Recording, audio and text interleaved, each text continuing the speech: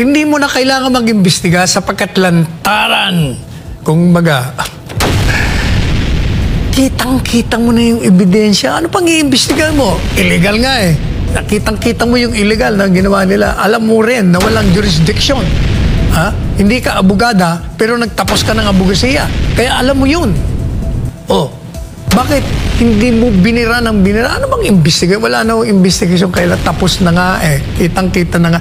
Kaya nga nagpunta na sa Korte Suprema eh. Ha? Dapat sumama ka na lang. O ikaw, nag-file ka ng petition sa Korte Suprema sapagkat ang Korte Suprema ang huling bulwark of democracy. Walang maasahan sa inyo. Po ang news, Lexter Hiking TV. Huwag kalimutan mag-click all bell para lagi po tayong updated sa ating mga panibagong video at mag-subscribe na po ang balita. Panilo nagsasalita na patungkol ni Amy Marcos doon sa Senate hearing. At ito ang sinabi ni Panilo. Bakit po ba nagtatawag ng hearing? Ito po ay parang something na salida lang daw. Sabi ni Panilo. Ito, pakinggan natin ang buong kwento sa full video. Ito ang Lexter Hiking TV. Supalpal na naman ang taga-Senate, especially ni Amy. Sabi-sabi ni Panilo. Ito, pakinggatin ang full video. Hindi mo na kailangan mag-imbestiga sapagkat lantaran. Kung baga, kitang-kita mo na yung ebidensya. Ano pang i-imbestiga mo? Illegal nga eh. Kitang-kita mo yung illegal na ginawa nila. Alam mo rin na walang jurisdiction.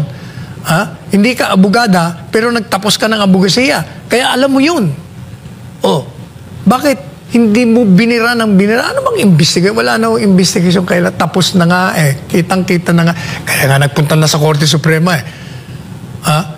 Dapat sumama ka na lang. O ikaw, nag-file ka ng petition sa Korte Suprema sapagkat ang Korte Suprema ang huling bulwark of democracy. Walang maasahan sa inyo. Kaya nga pinapa-abolish na kayo. Message nyo kay PRRD ngayon at sa pamilya niya?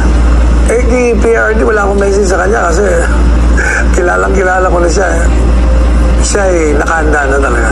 Sa pamilya naman, siyempre nalulungkot sila. Siyempre nagdaramdam sila. Eh, ang sabi ko sa mag-ina, be strong. Mahabang labanan to. Talagang ganyan ang buhay.